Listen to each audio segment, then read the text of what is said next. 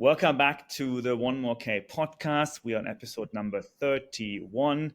Pleasure to be back. Thanks for joining us. We have today the Southeast Asian Triangle here. I'm in Vietnam. My name is Marcus. We have Ned from Bali. Hey, everybody. And we have a special guest, Salomon, all the way from Hong Kong. Good evening, good afternoon, Salomon. Hello, thanks for having me. I should rather say grüezi, because you are, I believe, Swiss. And anyone watching, you also realize that we have color coordinated. So all of us are wearing black T-shirts. It might be the color of the month. Well, we can say, we're like the new ultra running boy band or something. Like we're all wearing the T-shirts side of it. This could be a thing. We never know. Indeed. Salomon Wettstein, we are pleased to have you on our show. Thanks for joining us. We have an increasing amount of people from Hong Kong coming to the show. So that is great. Hong Kong is one of the epic trail centers in Asia. The introduction about Salomon, I thought we have, as usual, a running introduction and, of course, a business introduction. So I'm going to quickly do the business first, because I'm sure that's a bit shorter, given that you are the managing partner of Synpulse and the co-CEO of Synpulse 8. It is a consultancy finance firm. I would roughly summarize it. More importantly, the running introduction is much longer because you have done amazing things the last 12 years. As far as I can see from your UTMB index, you have, for example, won the race of Lantau by UTMB 2020. Pretty impressive. You've been the finisher of the Hong Kong 4 trails in 51 minutes and 53 seconds. 51 hours and 53 minutes. I'm sorry. 51 minutes would be unbelievably impressive. That's true. And many other trail runs you've done, including this year, of course. So yeah, a pretty impressive Southeast Asian and European running history. Thanks, Salomon, for joining us. We're very keen to dig in a few things on running, on business. You have a lot of perspectives on this, and you have been a big fan of the show, so even better for joining. Thank you so much. Thank you for having me. And yes, I'm a big fan, by the way, not only because you cover running in Asia very well, but you have a lot of entrepreneurs on the show. And I really like that as an entrepreneur. And it also shows to the people that there is more than just the actual event, the race itself. There's nutrition, there is preparation, there's the event organization. And I've listened and watched too many of your podcasts covering some of these entrepreneurs. So really cool. I apologize, anyone out there, you have to deal with 2 German accents now on this show. So Ned, you're going to hopefully balance with your thick British accent. I'm just kidding. Anyway, so let's dig into the news. And I think that's actually funny that you are Swiss, because we had quite an exciting event the past weekend. We had the famous Sierra Zenal, the race of the 4,000s also called, where particularly interesting things has happened. Ned, do you want to quickly summarize the exciting event of this weekend? I would love to hear a comment afterwards, Salomon, as well. Well, as you know, I'm an old slow man, and my world is backyard. When I started ultra, nobody in ultra was going fast. You didn't need to go fast in the 90s. You just needed to kind of outlast people. And actually, Salomon sent me over the weekend some information that one of the guys, some of the runners here, the African runners, are like 104 half marathon guy, or maybe even quicker. And it was astonishing. I watched clips of it, and I saw some reels of Killian chasing down people. But these are, close to 1 hour marathon dudes, and they are hammering. I mean, that for Killian to get this, the way that he went at it, unbelievable to see it. It also shows, so 2 comments. Number 1, the speed is out of control. Salomon, would love to hear your thoughts on how ridiculously fast it is, because you actually had a comment in your recent race that was shortened, and you said, yeah, they're casually throwing in sub 4s along the way. These dudes are casually throwing in sub 3s along the way. It's nuts. And then also, it is the spread of nationalities from Africa to Europe to America is amazing. But Salomon, has trail got faster than road, or am I just imagining things? If I may, as I'm Swiss, as you said, Marcus, and Sierra Zenal is actually an event that is more than 50 years old. So it's actually a really, really old trail running event. So people think always that trail running only started a few decades, but actually it started much longer ago. And if you had that on the screen before, you can see that not only there is more Kenyan runners, if you look at the background of the runners at Sierra Senal, and by the way, it's not Sierra Senal, it's Sierra Senal because it's the French-speaking part of Switzerland. You will see that there's always been a mix of road runners and trail runners and so on. So it's not a surprise that road runners do well, but the winner on the ladies' side, she has done her first trail race. She's really been on the roads before. You wouldn't have seen her name before, and she smashed it. She won.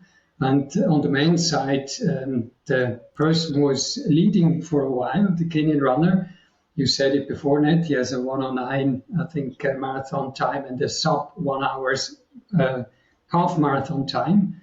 So incredibly fast, but he burned his legs towards the end of the race, so Kilian catched him again. So what I really liked about the fact is that while there's more Kenyan runners, more road runners, still some of the old school trail runners like Kilian managed to win his 10th edition, and also he's probably won races now since 20 years. So since he was a young dude, as you would say, Ned, to now a bit of an older dude, not as old as we are, but older, he's still winning races. And what I find very impressive is also how he trained towards that race. So he also won Segama recently, a couple of months ago, so the short races again.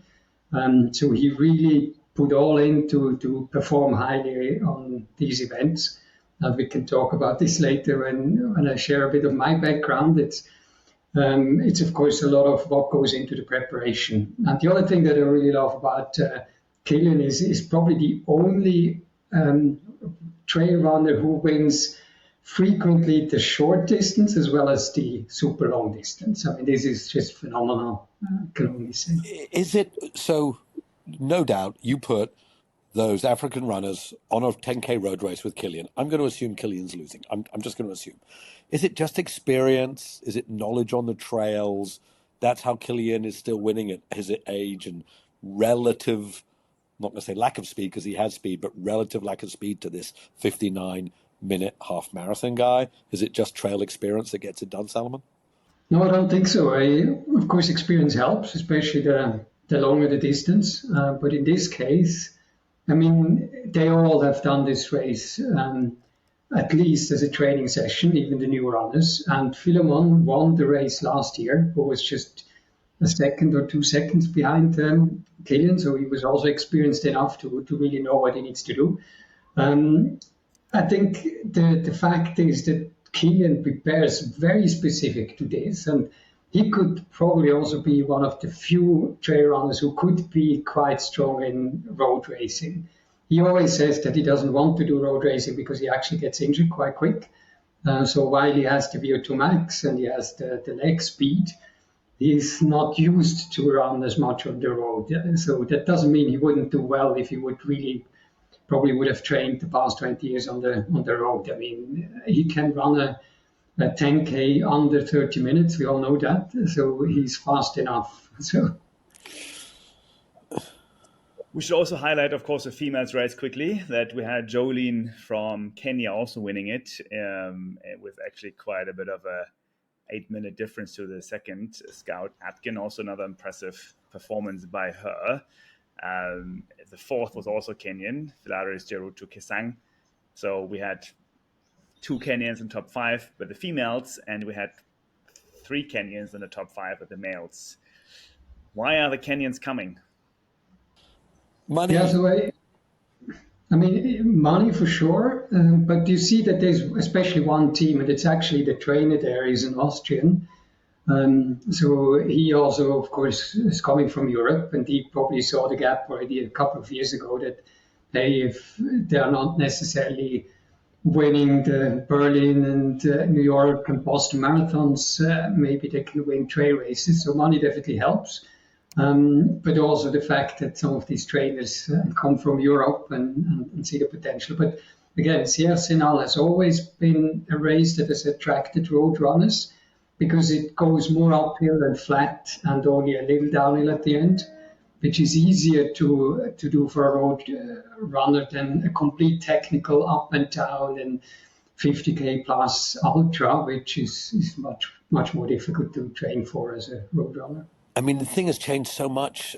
Back in the day, if you were a 207, 208 person, you could be winning majors. But today, if you're a 208 person in Africa, you're just one of hundreds, maybe thousands of people. And as we know, the jump from 208 to 202, I was watching some of the Olympic marathon, obviously, that went on. And on the start line, almost nobody's PB was above 210. Half of the field's PB was 203, 204. There was a few 202s. I'm like, wow, 2010 used to be fast. No more. So you've got to find something else to do with what you have. One comment, Salomon, you just mentioned, I want to pick it up. It's about the teams. And I saw the first, like Jolene, she's part of the Milimani runners, which I believe is also part of On Running. It's a separate team. And then we see the second team called Run Together On. Do you guys know if they're both from On, just different team names? That I don't know, but the Run Together again is the one that I'm quite sure is an Austrian coach that is somewhat involved. That's at least what I saw in the documentary. There's also this Golden Trail series documentaries, and it was quite interesting to see. The team is already working on going towards trail running since a longer time. But On, of course, a Swiss brand. We can also be proud of as Swiss. There was a time where people thought there doesn't have to be another running shoe, but On came and created another running shoe. So helps maybe also to bring more people into trail running. Interesting, yeah, because I can find a lot of information about the Milimani team, but I can't find anything about the Run Together On team. So maybe if I want to dig into it, another show, but that's something worth talking, that maybe On has two teams, maybe not. But then if they do, then they have had a successful race for sure, with pretty much taking 6 out of the top 10 on both male and female. In any case, back to you, Salomon. We are going to kick it off with a quote I found on your LinkedIn profile, which I thought I should point out. It is saying, one of the most important principles of success is developing the habit of going the extra mile, from Napoleon Hill. Coincidental, our podcast is called One More K, not the One More Mile. But where do you take that quote from, and why do you put it on your LinkedIn? Yeah, so first of all, as you introduced me before, I'm definitely a person who brings the two worlds of being a runner and being an entrepreneur together. So I love to also take quotes from sports or other elements into my business and vice versa. And by the way, even for clients, I've done some motivational speeches. So definitely running as a very important element in also my professional life. By the way, you can see here this 8 is the Simpulse 8, the company that I also own together with other partners and run globally. And it also has the T8, Whoa. which from John Ellis and team, Mark, that helped me to create these shirts. So I'm also promoting a bit the Hong Kong brand here. And that's also why I'm not wearing red, because people will probably wonder, hey, he's always running in red, why is he wearing black now? So that shows the mix. But to come back to, yes, I love your podcast name, running. Of course, the extra K or extra 1 mile is a very important element. It shows that while you might have incredible talent, in the end, it's really how much you go beyond your boundaries. And I always say that I'm probably not the most talented runner. I'm also not the smartest person. So to be successful doesn't mean you have to be most talented or the smartest person. You have to be very dedicated. You have to really work harder. And that was even something that Jensen Huang, CEO at NVIDIA, has said many times. He calls it even, you need resilience as a key for success. And one point I could also put on LinkedIn I really love is he wishes especially fresh graduates a certain ample dose of pain and suffering. I just put that on my Strava run this morning, coincidentally, because it is all about suffering in these races as well, and you learn from that suffering. And I can guarantee you that Kylian Jornet, we talked about before, is suffering a lot in his training sessions. He does things like running a vertical K uphill under 30 minutes. He has the world record in vertical Ks. He's going nuts uphill. And then he goes down and then he runs a sub 30 10K. That's one of his best training exercises, and I've adapted some of these principles as well, not as fast obviously, but doing some uphills and then flats and so on. And I did this morning my usual Monday morning run, which is actually the threshold speed training that I do at least once a week, and I always do it on Monday morning. Get up at 5:30. At 6 a.m. I start that training, do 20K with lots of speed and threshold. And in this humidity and heat in Hong Kong at the moment with more than 30 degrees, it almost kills you, right? And people would just say, why are you doing this? This is stupid. But it's not only to train really myself physically, but it's also mental. And I always say, if I start like this into the week, I will have the mental mindset to really run the business and be ready to anything that gets thrown at me. So these principles are so important to be a successful athlete as well as a successful entrepreneur. We've talked about this, Salomon, and I think we both, believe that deeply.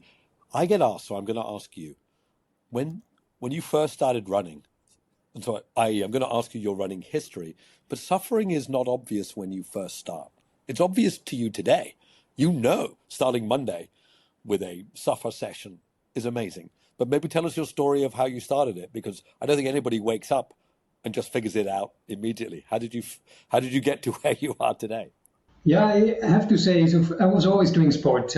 Before I went into more running, I was playing football as a consultant, where you're traveling and work hard till late nights. You cannot commit so much to team sports anymore. So I moved them more into a sport that I can also do myself anywhere. You can always bring a pair of shoes. So running was easier, but I was always doing sports.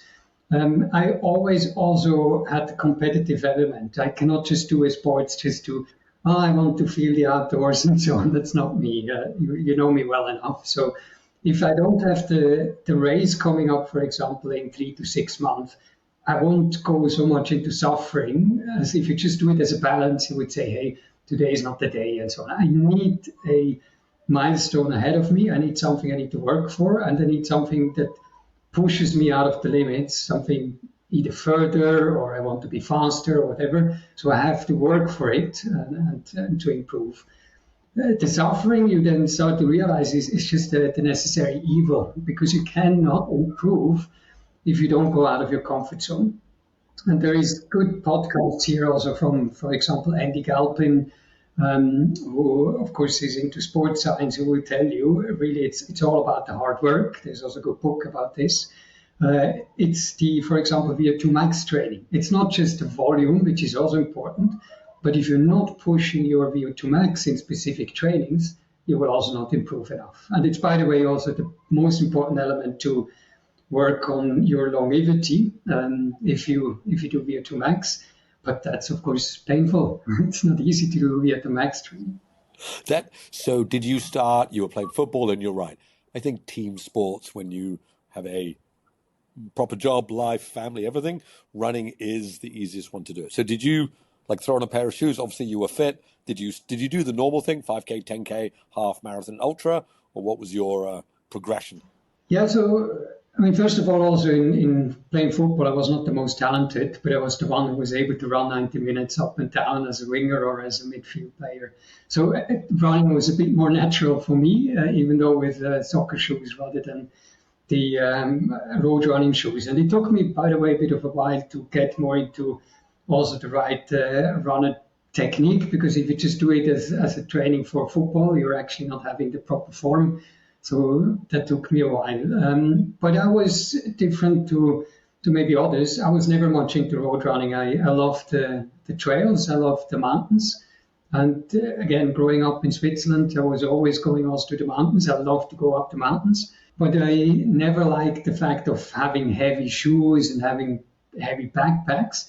And started to see then these type of events where people were running up a mountain. I was feeling like, hey, that's actually crazy. How is this possible? And saw then these races again in Europe. It started already decades ago, when in Asia it only picked up maybe 10, 15 years ago. So I did the first actually then half marathon on trails, which is called the Aletsch half marathon in Switzerland. It was along a glacier, beautiful race, rather than a road race. And up to today, I've never officially done a road marathon. A lot of people are asking me, what is your time? What can I do? I did a catchwater version as a training run. I did a 2:50 time on a catchwater, and then I did the VK up Lantau peak. I remember, Salomon, I remember seeing that on Strava. It was before we knew each other quite so well. And I remember, that it was on Strava. I was like, I used to live on Lantau. 250, then he went up and down. That was your homage to Kilian's 30-30, right? Yeah, exactly. Because I wanted to see, would I feel comfortable to just do a sub-3 marathon road racing? Because if I would go for a marathon, I want to, of course, then maybe target a 2:30 or whatever. I wouldn't be that amazing because I've never trained for road races, but I also don't want to be the guy then people feel like, hey, you should be faster. And that's why I wanted to give it a go also in a combination of this type of Kilian training principles. Never say no, it might be at some day that I sign up for a road marathon, but I currently still focus more on the trails, of course. So this might be a big jump across. There's a half marathon, there's marathon that you did on the catchwater yourself, and I may be jumping too far ahead. I mean, there's a term that Dylan Bowman uses called Vision Quest, which are these massive epics. I think 4 trails is certainly, for me, in Asia, as Vision Quest as it gets. You have had some epics out there, my friend. I have watched some of the documentaries. I have seen those. Look, I know why you do it, but I never ask people why they do it. I think that's a stupid question. When you first set out on that Vision Quest, was that something that was all-consuming? Did you build up to it? And I would love to hear a bit of the story about that, because to me, that's real ultra. Yes, first of all, I'm, of course, a proponent of any distance, any terrain, kind of what I think Sage Canada is always saying. So that's why I also love to do a bit of road running here and there, and shorter distances as well, and prove that you can do both distances. I recently did first time win an 18K here in Saikung, and I was surprised because some of the youngsters half my age, they were pushing really hard at the beginning. It was so tough. 18K can be as tough as a 4K, sometimes you feel, but definitely my heart is towards the real long distance, as yours as well, Ned. I always feel this is kind of an adventure, and whenever it gets really mental, it's just much more interesting. I mean, doing this overnight, the 2-3 nights and so on, there's so much going on that you cannot control, and that was always fascinating to me. When I came to Asia 12, 13 years ago, I, for example, then did quite early, I think it was about 10 years ago, races in Southeast Asia, like, for example, Rinjani. Rinjani is that volcano that Hendra, really also famous guy in Asia for brutal races. And I just did the 52K. Back then it was the only one. And I barely survived, super slow, but I loved the adventure. I was still living in Singapore, training on Bukit Timah Hill for a Rinjani. 3,700 meters. It was crazy. But I loved that adventure type event. And when I then looked at going probably to Hong Kong, relocating to Hong Kong 8-9 years ago, I saw also that event that of course, everyone speaks about Fortrace that Andre Bloomberg invented. And that specific type of, it's not a race, it's a challenge with self-supported, with the 4 longest trails in Hong Kong put together. Really an unbelievable challenge. At the beginning, I felt like, yeah, they're all crazy. I then watched the first finishes in 2017, Tom Robertshaw back then and Stone, and I just loved it immediately. And I said, I have to go after this. Of course, you have to also apply and so on. It's a long process. You need to prove yourself first. I had to do my first 100 milers, did a 214 kilometer in Switzerland. So you cannot just sign up and you will not let you. So you have to apply, you have to put your essay in. But then also, if you want to have a shot in breaking 60, of course, you need to also dedicate a lot of time and preparation. And whenever I put up a challenge, I don't just go for it and see how it goes. I, of course, want to succeed in the challenge, which also means I will put everything in it. And I took a year basically of preparation for the 2018 first version, where I participated and finished, where I knew after I did the 214K that physically I can do it in time. I knew that if I put things together, it could work. But I knew it's just mentally such a tremendous challenge that even if physically you can run it, there's so many things that could go wrong. So I had to also put in challenges on, okay, do overnighters all by yourself and going up Lantau peaks or other things. So how do you prepare yourself mentally? But then also nutrition plans and all the other things. And that again comes back to the company, to St. Paul's Management Consulting, engineering. So you basically have to do project planning, right? And then you have to do nutrition planning. You have to do all the things that I love to do as in my business. And that fits even more the style of these ultras of it's not just physical, it's also mental, it's also preparation, it's dedication and so on. When I check your results, you win Lantau70, you win Trans-NT 2019, you win Lantau50, you win Trans-Lantau 100 kilometers, and then you have a DNF at Trans-Lantau 100 miles. Yeah, first of all, there was a time that right during and end of COVID, after COVID, where I had for a season, I think all the major Lantau races as basically the current champion. That was Lantau70 back then, Trans-Lantau, Lantau50. So I was proud of that, and not anymore, meanwhile, because I'm also not living on Lantau anymore, but Lantau was my home for a long time, and I knew the trails in and out, and really optimized every single trail section. While, of course, they're all quite competitive races, also Lantau70, there were John Ellis and other strong runners there. I didn't win it probably when the fastest guys were in Hong Kong. For example, Long Fei, who has the record in Lantau70. I'm very conscious that, yes, I can perform on a, call it local level. That's also, if you look at the UTMB scores, 700 to 800 is a bit the, call it local elite, but not the international ones. Let's be honest. I mean, 800 plus, and I saw this when I raced in Europe again, or the 900 plus like Higgins, that's a complete different level. So I cannot compete on that level, but I can compete locally. And Trans-Lantau was the first time now, again, as part of the UTMB series, where they, of course, brought all the international elites to Hong Kong, and I love it, and I will do it again this November, because then it's even more fun when you race against these elites. But I have to say I had a bit of an injury when I went into that race. I knew I'm not in the best shape. But you get immediately also super excited if you have these elites running with you. And I was even catching on Julia Chaurier, is one of probably the all-time famous guys that people may know because he won UTMF and so on. So you feel like, hey, wow, okay, I can run on that level. It was super hot and humid, as typical, but not as typical in November.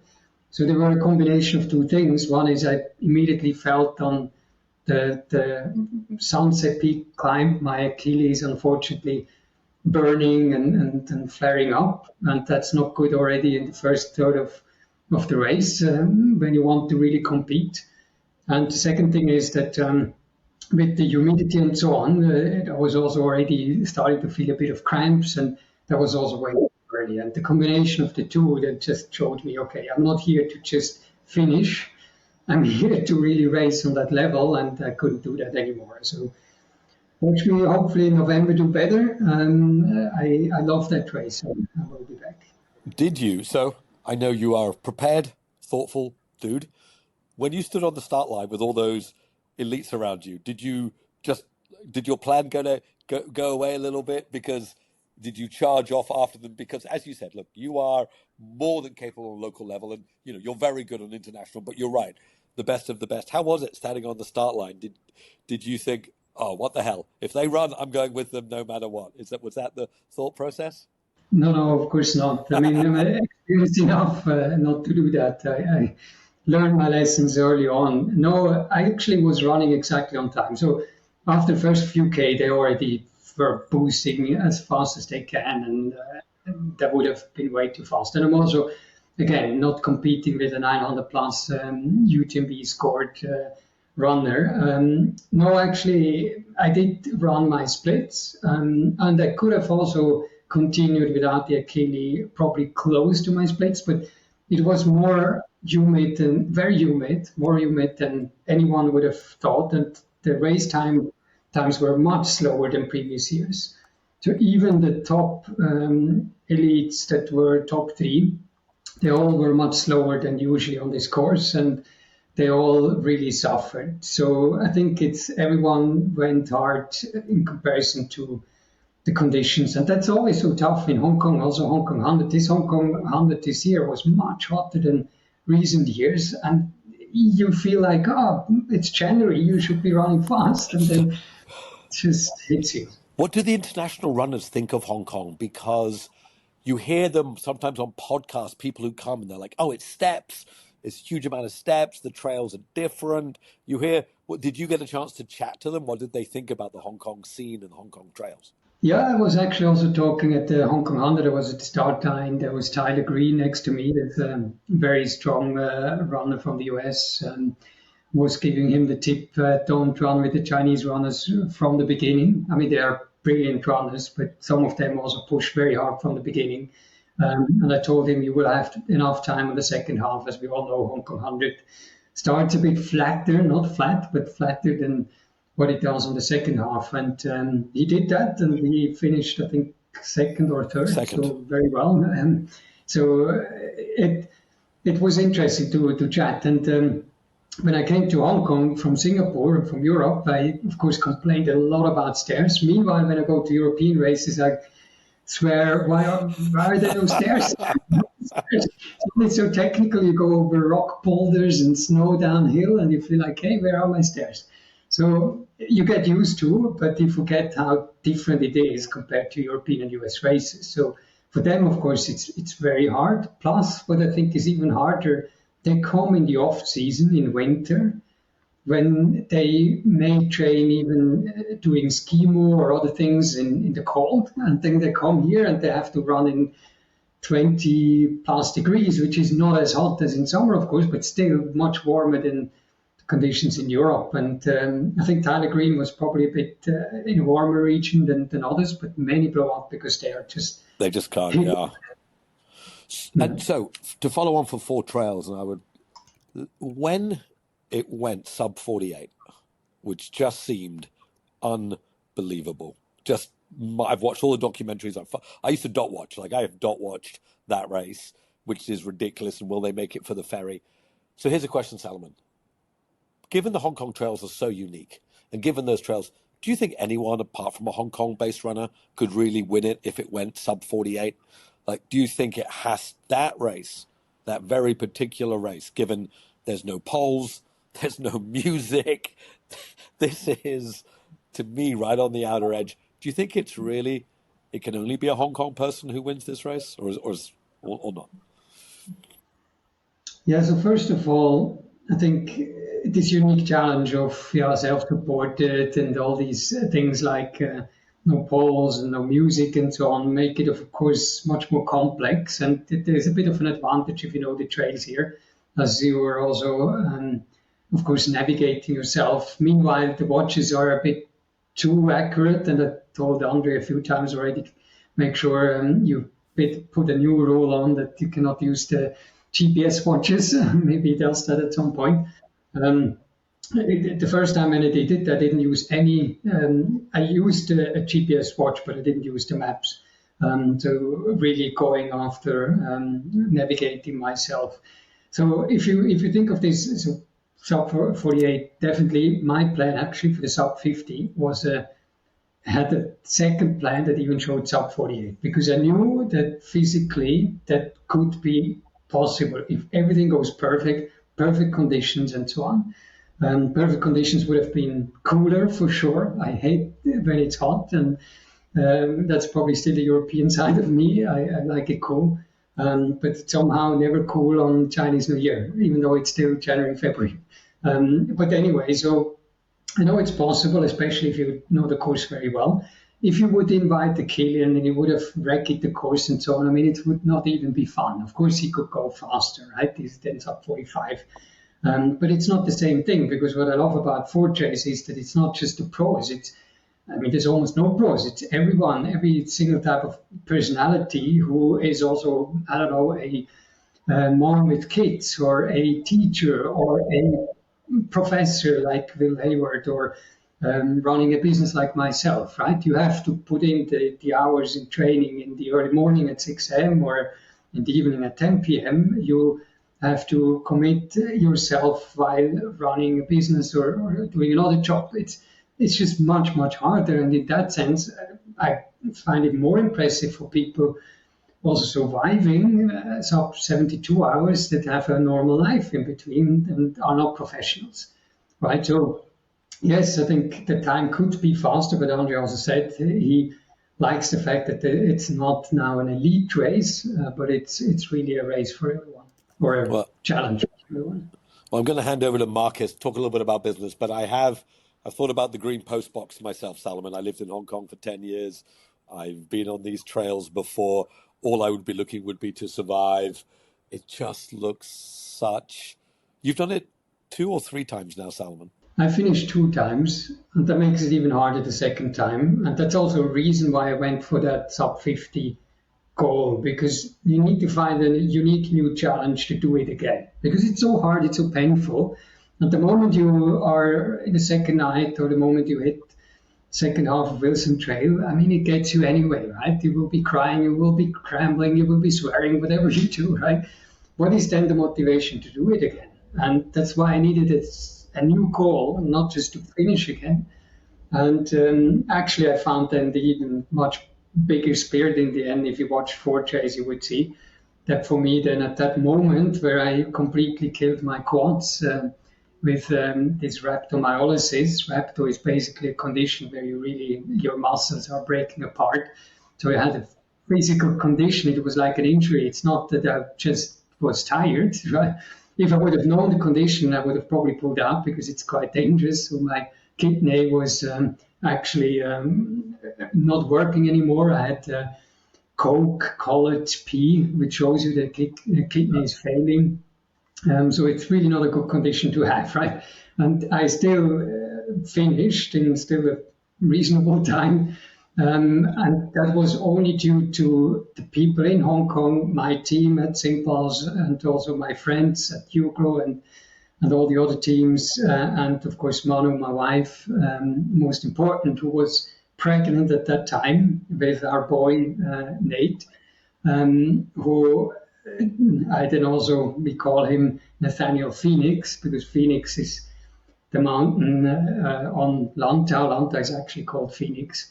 So that all had a story, right, that pushed me somewhat emotionally, mentally to continue while I knew that I cannot break the time anymore. And if you watch also 4Js, you see all these different stories of why someone then just continues, and it doesn't matter again what time it actually eventually is it surviving, is it finishing, but what way do you find, and it's what Andre calls what's really basically your why, what's your purpose basically. And I meanwhile use this in my own motivational speeches and also in front of my team in difficult projects. You need to find your why, you need to find your purpose. And then you can, it like backyard, what you're preparing for, right? If you have that purpose, you will go way beyond, right? You might not be the fastest, but you can continue and go way further than you would have thought. Again, why I love also ultra running, it's not just about the time, it's really just how far you go. Let's switch gears a bit into the business side. Again, I'm playing with stereotypes now. I'm sure that you, as a Swiss, you like numbers, and as a consultant, you like numbers. So what are current numbers in trends you are tracking or you are surprised of in this trail running world? Yeah, so I mean, again, I really love to also support entrepreneurs in running and in trail running and endurance sports. And I was also watching and listening to some of the podcasts when I talked to John Ellis and so on. And it's just amazing when you look at how many races we had 10 years ago, trail running events, ultra events, how many we have today.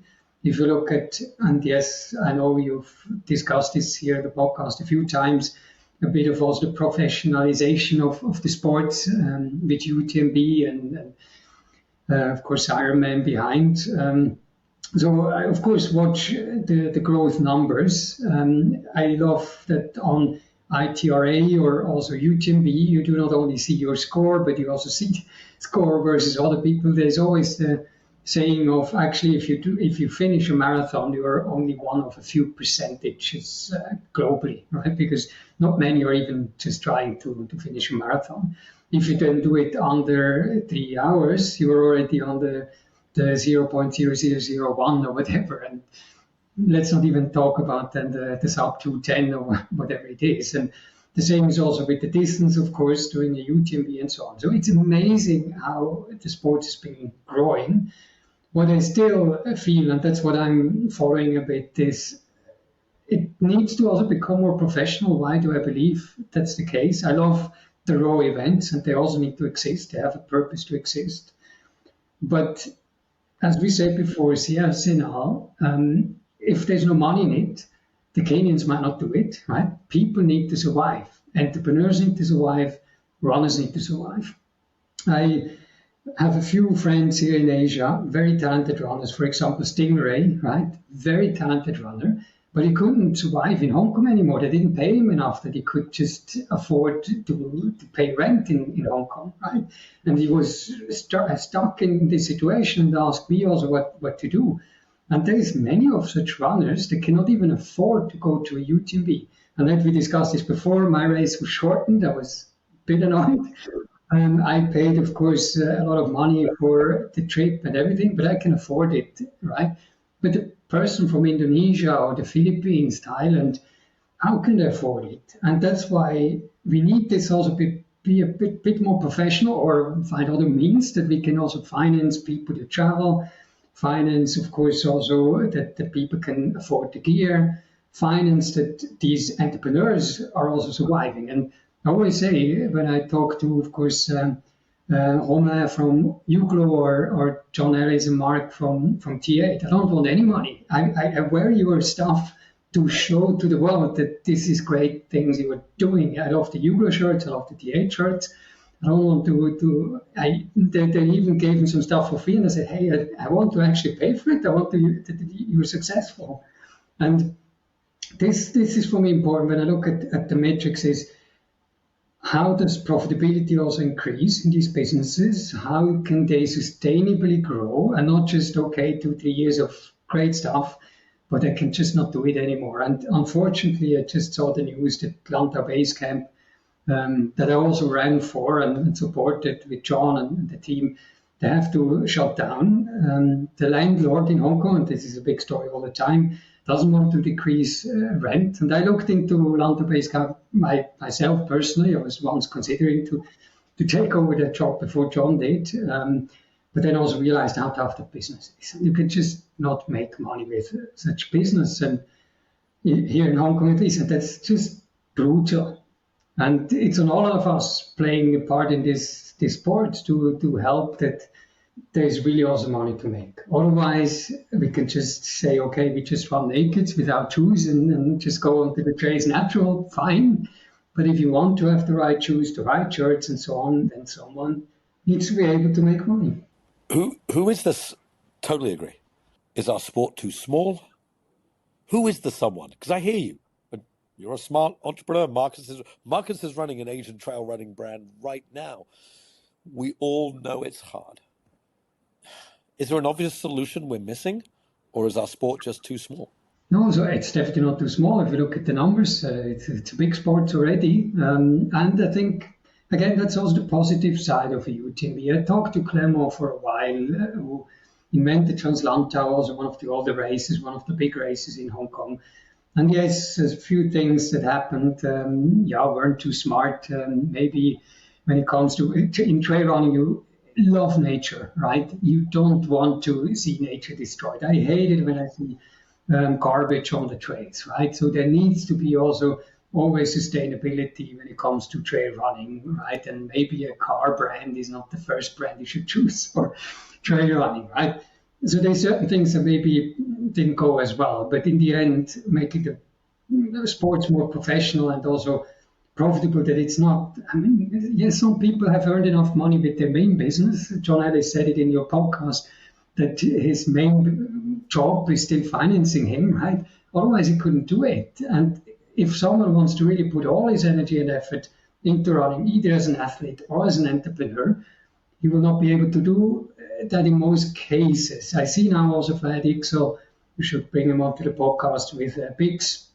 So it's going towards that direction. They can more do it. So I think what is important is that we also as athletes, right, of course, help these brands to grow. And again, I do this. We also accept that maybe certain things will change when it becomes more professional. It might not be all in the way that we love it. And I mean, as an entrepreneur, I know it. I cannot just do only charity type of work. I have to do also work that pays the bills, the salaries of my people. So certain things will need to be accepted. You can still have the backyards and so on that are really rural and no money in it, but there should also be races with money in it. And CFC now shows already that in probably 5 to 10 years from now, there's enough money to finally also help businesses to be profitable. If we would give you right now $1 million, which I believe would give you a bit of money in Hong Kong, not that much in other countries, you could quit your job and you could start a business in trail running. What kind of business would that be? I think the few examples we now discussed before, T8, Uglo, but also Bix from Vlad, shows that there's always a certain gap, a niche, where you can bring a product. So distribution, like shops and so on, is very hard. That's really, and then margin fights and so on. So there's only a few shops that have really survived long enough, and that's really hard for them. I think it goes down to the products. And we said it before, on brought another running shoe, even though there's been already so many running shoes. If you hit with a good product, you will find the market. And for me, Bix from Vlad is one of the best examples. And Marcus, apologies, I don't know your product as much as I know Bix from Vlad, because I talked to him many times. He actually produced it in Germany, which you probably quite like, Marcus.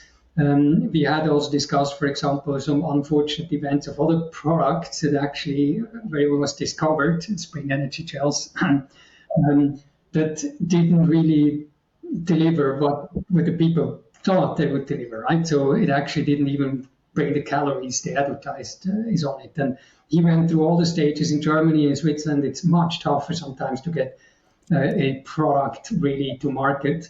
So you had to go through all the hurdles, but now you can guarantee that really what is written on it is in it, right?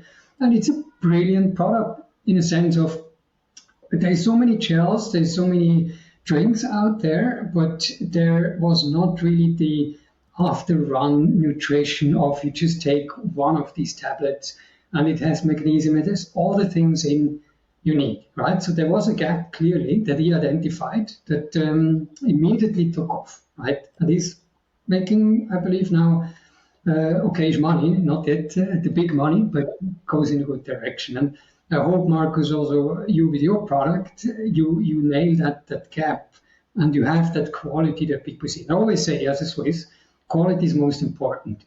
And I loved also what Romain and John said. I mean, they are copied already many times. But the quality of also these Uglo and T8 shirts is really nice. And even though they're produced in China, they have top-notch quality. And if I would have that million, I would look at any of those gaps, maybe in a nutrition or gear, where I feel there I could go in with it. Just now it's time for our official sponsor Lecker to have a break. No, I'm just kidding. No, thank you for Salomon for the plug. Ned, you just recently tried our products. I just wanted to give you the chance to air some positive words if you want, but otherwise, please ask a question to Salomon. Well, I'm going to say I'm in Bali, did a 40K run. The one thing I found was that one of the Leckers is sour, not sweet, and it was so interesting. I'm like, oh my God, it's sour. It was such a great change. Real food. It tasted like it was super good. But I'm going to make a comment here, Salomon. Have you followed Ketone IQ, that new product, Salomon? Yeah, I did, and I even tried it, I have to admit, a couple of months ago. I try new things as long as it's not on a doping list or whatever, of course. But I always love to try new things. And I tried Ketone IQ. Didn't really think of any improvement. It tasted horrible, but that I think is part of the product. I don't know enough to really say it helps, but I listened. Yeah, So I listened to Dylan Bowman as I ran because Ketone sponsors them. They're an 8-figure business. They're over 10 million rev. Their first contract was the Army. Then they got in the Tour de France. I don't think they're just an 8-figure. I think they're close to a 9-figure business. And he made a statement. So Salomon, to your point, if you find a niche, this was his statement, and it just struck me. He said, ketones will be we are going to make ketones as obvious as electrolytes. And it was such a gap. The way he said that. Now, whether it's real, whether it works, I don't know. But and do you know who his biggest investor is? Andreessen Horowitz. So it is the tech bros are in this. He's backed by and he said on the pod, you can listen. Dylan said, so how you must be enjoying life. He's like, yeah, just the other day Pepsi called me, Gatorade called me, Nestle called me. And he didn't sound like a show-off dude.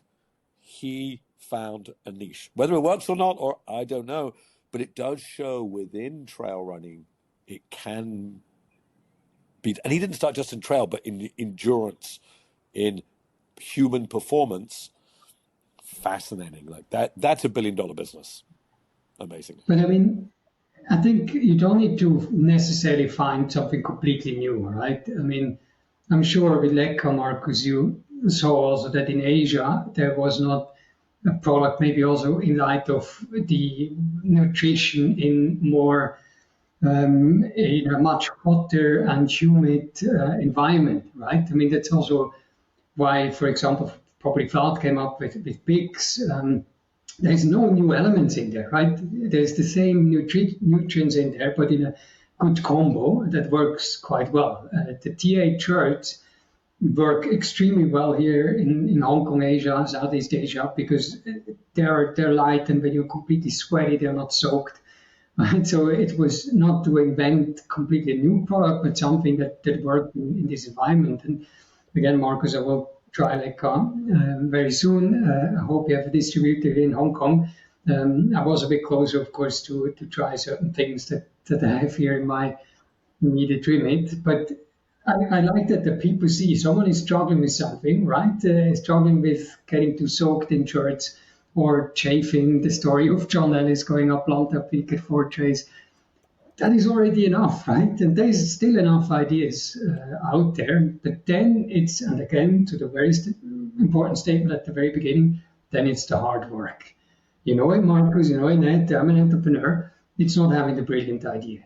It's making it a reality. And you have to work 10, 20, 30 years till people really start to buy your product enough that, and I like the bootstrapped entrepreneurs that do not just go and ask for 5 million, 10 million. Yes, we are also bootstrapped. So it's really putting your own money in, which makes it much more personal, and having to make it profitable already in the second or third year. You cannot just wait 10 years. I mean, there has been IPOs of, I mean, also on and other companies that have never been profitable. That's just crazy.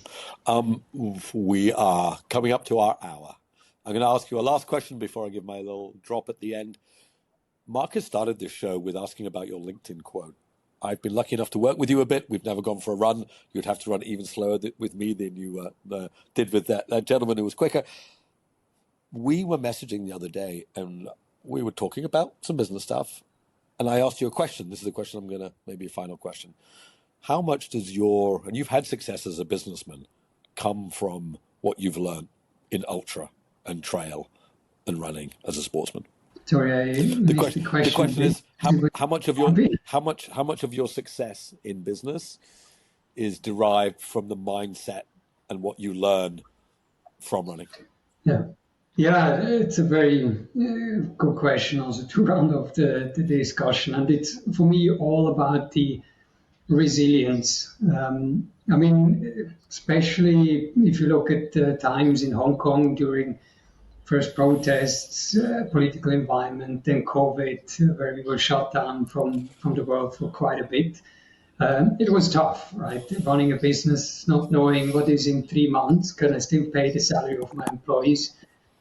Was very hard. And that was also the time when I then prepared for 4 days in 21, the second time, where I had to stay resilient for my business, for my team, for my family that I also feed with the business. And this resilience, especially with ultra running, you learn, right? So putting the hard work in on a Monday morning, 5:30, 6 a.m., but then also when things go down, when you blow up on a 100-miler or a backyard and you want to give up, but you somehow keep pushing yourself through. And I have to say, younger generations sometimes, and that's why also Jensen Huang probably made that statement, they feel like, oh, okay, a lot of high expectation, things which just flow naturally. But as we are 3 entrepreneurs, we know it's not the case. Things come unnaturally, get thrown at you, the tougher things you've never even thought of, and staying resilient and keep going at it is really what I bring from running. And that's why I will never stop also doing sports, even if I might be slower in 20, 30 years, but still doing that balance, challenge the balance to bring that resilience back into business. That's extremely important to me. It makes so much sense. As you know, I can't leave a show without quoting Laz, Mr. Lazarus Lake. He said, "I think we would all be better with a bit more suffering," and that's basically what you said, Salomon. That learning of suffering is good. Salomon, merci vielmals. Thank you so much for being on the show. Thank you for being a great supporter. And for being an entrepreneur and being a great runner. We're excited about your next races. Hopefully they will do better than last time. But I think with your planning and dedication, it is pretty impressive. And your resilience, persistence, you will make it work. So thank you and good luck. Thank you so much for having me, and continue this podcast. It's really amazing. Thank you. As the last part of the show, you might know that, Salomon, we have the Ned's drop of wisdom, inspiration, wrapping it up with Ned's wisdom, and I am keen to hand it over to Ned now. So Ned, please, over to you.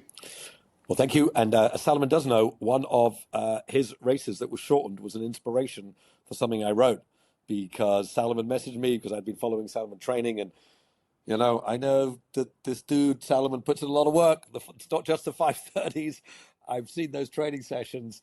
And when they message, and look, I've already said my piece on it.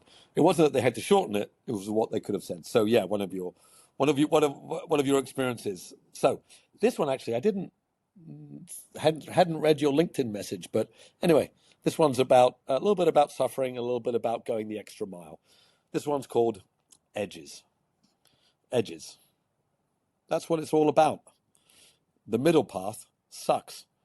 There's nothing there except meh. On the edge, with eyes wide, heart thumping, energy almost done, many hours in, where it could all go wrong. On the edge, you can fall off. It's scary, but it's where everything is, because not trying is not acceptable. I read once a quote which tells me about the edge. Don't reach for what you can. Reach for what you cannot. Cannot is the edge. That's where it is. First ultra, longest ultra, trying to win. Whatever you want, you can't get there without going till the edge. Run till you almost pass out. Run till your friends can't understand why. Run till your brain goes blank. Run till you can't finish. But always know why. Because the edge is life. The edge is where you may die. But it's also the only place you can truly live. This idea that life should be played in the narrow confines of safety, I don't believe our hard drive is designed for that. We are designed to go. Go faster, go further, go forever. Step out the door, turn left, not right. Go more, not less. Run to the edge and jump. You will never feel more alive. Get out there, Ned. Thank you, Ned. Well said. Oh, welcome. I love to live on the edge. I will send to you both a marathon. If you've not read a gentleman called George Sheehan. George Sheehan is a runner and philosopher from the 60s and 70s, and he wrote some fabulous pieces. And it was his quote. It actually came up in a book I was reading, which was, "Do not reach for what you can, reach for what you cannot."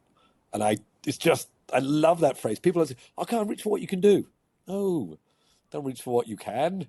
Reach for what you cannot. So that was inspired the edges today. On that note, we're coming to the edge of this podcast, so we're going to jump over the cliff.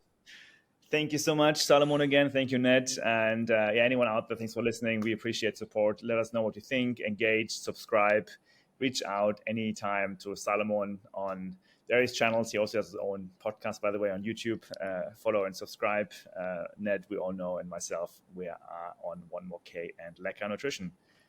See you next time. Thank you, guys. Bye, everybody. Thank you.